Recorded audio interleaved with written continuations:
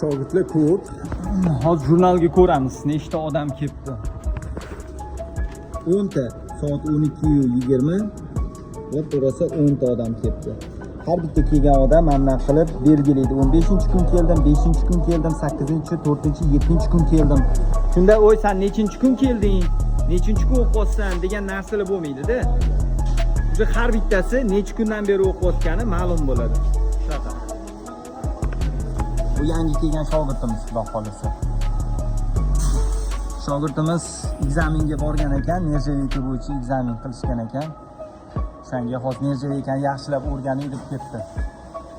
Qashqadaryolik, Surxondaryolik shogirdlarimiz jonlari sog' bo'lsin. Har xil viloyatlardan kelishyapti. Jonlari sog' bo'lsin. Hammaga omad. Mana qanaqa svarka qiladi deganligi, qaranglar, mana bunaqa ichi kir bo'lib yotgan bo'lsa bo'lmaydi. Aynan shuning uchun shogirdlarimiz mana bu ichini yaxshilab tozalab chiqadi. Ichini yaxshilab tozalagandan keyin ichi mana bunaqa bo'ladi va shundan keyingina svarka boshlanadi. Bunaqa faska ham ochadi o'zlari. Bizda to'qib takarning stanok yo'q bizda. Shogirdlarning o'zi mana shunaqa ochadi faskani. Nimaga? Tushuntiraman. To'g'ri. Takarning stanok yengillik beradi shogirdlarga, vaqtini tejaydi. Lekin bu shogirdlar bolgarka ishlatishni bilmasa, chaqlashni bilmasa, ertaga bironta Rossiyagami yo bironta joyga boradigan bo'lsa, truba svarkalashni biladi, lekin kesishni, chaqlashni bilmaydi. Tozalashni bilmaydi. Uni nima keragi bor, to'g'rimi? Unaqa ishchilar bilan ishlash juda qiyin zavodlarda. Shuning uchun bizning shogirdlar kesishni ham o'zlari o'rganadi, chaqlashni ham, chunki kelganlarning 80% bolgarka ishlatishni bilmaydi. Temir bilan umuman ishlamagan. Shuning uchun ular bilish kerak va aynan shuning uchun men aytaman, o'zingizlar kesasizlar, o'zingizlar chaqlaysizlar, o'zingizlar o'rganasiz. Ertaga shogirdimiz bironta joyga ishga borganda unga yordamchi bersa, yordamchi ham o'zi hech narsani bilmaydi, bu ham hech narsani bilmaydi. Nimani bilasan desa, faqat svarkani deydi. Bo'ldi, ish to'xtaydi. Nima dedinglar? O'z fikrlaringizni kommentariyada yozib ketinglar, balki men adashayotgandirman. Nima dedinglar?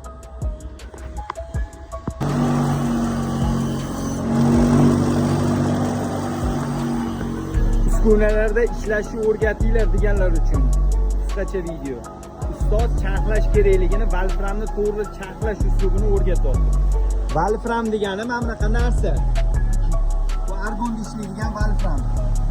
Elektrodi shunaqa bo'ladi valframda. Xavfsizlik daftarchamiz ham bor, xavfsizlikga o'tamiz va qo'l qo'ydiramiz. Mana yurishimga ahamiyat bermanglar. Endi keldim. Ofisga ketayotgandim, o'qishga shundoq kirib ketay bir ro'd dedimda, chunki yo'lim shu.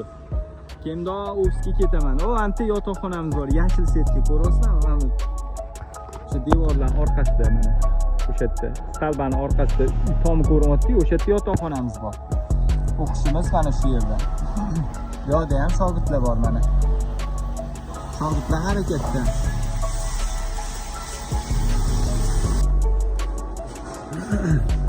Yangi shogirdimiz. Siz qayerdan keldingiz aka?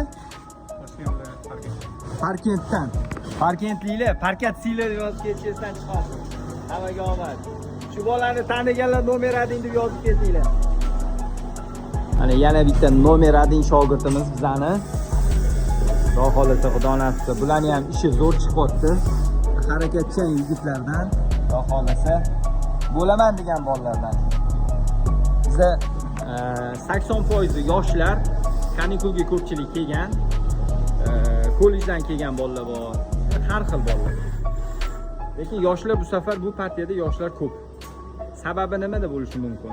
Biz aytamiz, yoshlarimiz hozir boshqacha, oldin boshqacha bo'lgan. Mana hozir yoshlar shug'ullanib yotibdi. Bilmadim endi. Menimcha tarbiyaga ham ko'p narsa bog'liq. Faqatgina yoshlarga emas, ota-onalarga ham ko'p narsa bog'liq. Ota-ona jo'natgan, ruxsat bergan, kelishyapti, o'rganishyapti. Nima dedinglar? Hammaga omonlik, sog'lik, salomatlik. Akamiz, assalomu alaykum. Nechinchi kun bugun? 4-kun. Shofingizni sal ingichkaroq qiling. Chirchiq katta qilib o'rgansiz. Qalin shof, qalin metallar uchun, ingichka shof, kichkina ingichka yuqa metallar uchun, maylimi? Juda qalin qilib o'rgansiz. Shofingiz normalniy lekin. qattiq qilmang. Mana qalinligi mana shundoq bo'lsa ham bo'ladi. Mana bu. Maylimi? Qayerdan kelsiz aka siz? Andijondan. Andijon Sealer yozib ketinglar. Andijonliklar jon sog' bo'lsin. Akam omad tilab qolinglar. Ismingiz kim aka? Jasurbek ismli g'irt bekorchi og'aynilarga tashab qo'yinglar. Shu Jasurbek akamizdan o'rnak olsin. Nima dedinglar? Bizani bitta shogirdimiz bu legenda bu shogird. Nimaga legenda? Qaranglar, juda ham tekis, juda ham chiroyli svarka qilgan. Hozir endi bugun nechinchi kun? 5-kun. 5-chi kun. Qayerdan keldingiz? Qashqadaryo. Qashqadaryo nomer 1 ni yozib ketishingizdan chiqmasin. Endi turbaga o'tadi xudo xolasa. Pastdan tepaga qildingizmi yo mana bundoq? Qildingiz?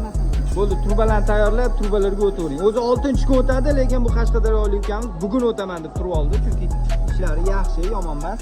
Turbaga o'taversangiz bo'ladi. Omad tilab qolinglar. Nega aka? Hali bu yangilik. Balframiz tupoy bo'lib qolsa, charxlab ishlating aka. O'tkirmas bo'lib qolsa, tupoy bo'lib qolsa, o'tkirlab ishlating. Keyin Balframiz temirdan 2 mm 1 mm masofada bo'lsin, ko'tarib yormang. Svarka qilyapsizmi? Mana bu Balfram bor ichidagi igna.